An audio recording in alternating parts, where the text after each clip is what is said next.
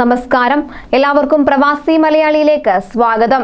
ഇന്ത്യയിൽ നിന്നും കുവൈറ്റിലേക്ക് ഗാർഹിക തൊഴിലാളികളെ റിക്രൂട്ട്മെന്റ് ചെയ്യാറുണ്ട്. എന്നാൽ ഇനി മുതൽ റിക്രൂട്ട്മെന്റ് ചെയ്യണമെങ്കിൽ പുതിയ നിബന്ധനകൾക്ക് അനുസൃതമായി മാത്രമേ റിക്രൂട്ട്മെന്റ് നടത്തുകയുള്ളൂ. പുതിയ നിബന്ധനകൾ കർശനമാക്കുവാൻ ഒരുങ്ങുകയാണ് കുവൈറ്റ്. വനിതകൾക്ക് 110 ദിനാറും പുരുഷന്മാർക്ക് 100 ദിനാറും മിനിമം വേതനം ക്രമീകരിച്ച ശേഷമേ ഇന്ത്യയിൽ നിന്നുള്ള റിക്രൂട്ടിംഗ് നടക്കുകയുള്ളൂ എന്ന് തീരുമാനിച്ചിരിക്കുകയാണ്.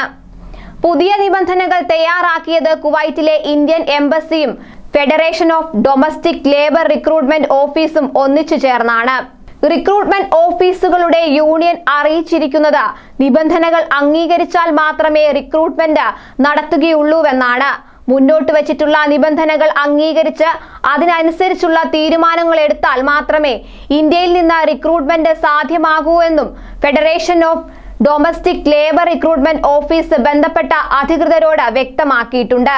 കുവൈറ്റിലെ ഇന്ത്യൻ എംബസി ഡൊമസ്റ്റിക് ലേബർ റിക്രൂട്ട്മെന്റുമായി ബന്ധപ്പെട്ട ഇത്തരത്തിൽ നിബന്ധന മുന്നോട്ട് വെച്ചതായി റിക്രൂട്ട്മെന്റ് ഓഫീസ് യൂണിയൻ ഭാരവാഹികൾ വ്യക്തമാക്കിയിരിക്കുകയാണ്. അതോടൊപ്പം തൊഴിലാളികളുടെ കുറഞ്ഞ പ്രായം 30 വയസ്സും കൂടിയ പ്രായം 55 വയസ്സായും ക്രമീകരിച്ചതായും റിപ്പോർട്ടിൽ വ്യക്തമാക്കിയിട്ടുണ്ട്. നിയമസഹായം സൗജന്യമായി തൊഴിലാളികൾക്ക് ചെയ്യും. പാസ്പോർട്ട് പിടിച്ചുവെക്കാൻ സ്പോൺസർക്ക് അവകാശമുണ്ടാകില്ല.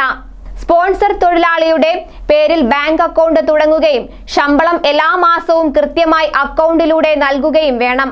പൂർണ്ണമായ ശമ്പളം തൊഴിലാളിക്ക് ലഭിക്കണം. റിക്രൂട്ട്മെന്റിന്റെ പേരിൽ തൊഴിലാളികളുടെ ശമ്പളം പിടിച്ചുവെക്കുവാനോ വെട്ടിക്കുറയ്ക്കുവാനോ ഏജൻസിക്ക് സാധിക്കില്ല. ആരോഗ്യ ഇൻഷുറൻസ് പരിരക്ഷയും ജോലിക്കിടെ പരിക്കേറ്റാൽ നഷ്ടപരിഹാരവും കുവൈറ്റ് തൊഴിൽ നിയമ പരിരക്ഷയും ഗാർഹിക തൊഴിലാളികൾക്ക് കൊടുത്തിരിക്കണം. നിരവധി വ്യവസ്ഥകളാണ് ഇവർ മുന്നോട്ട് വെച്ചിരിക്കുന്നത്. ഇന്ത്യയിൽ നിന്നും കുവൈറ്റിലേക്ക് ഗാർഹിക തൊഴിലാളികളെ നിയമിക്കണമെങ്കിൽ ഈ നിയമങ്ങൾ കർശനമായി പാലിച്ചേ മതിയാകൂ. കൂടുതൽ വാർത്തകൾക്കായി ഈ ചാനൽ സബ്സ്ക്രൈബ് ചെയ്യുക.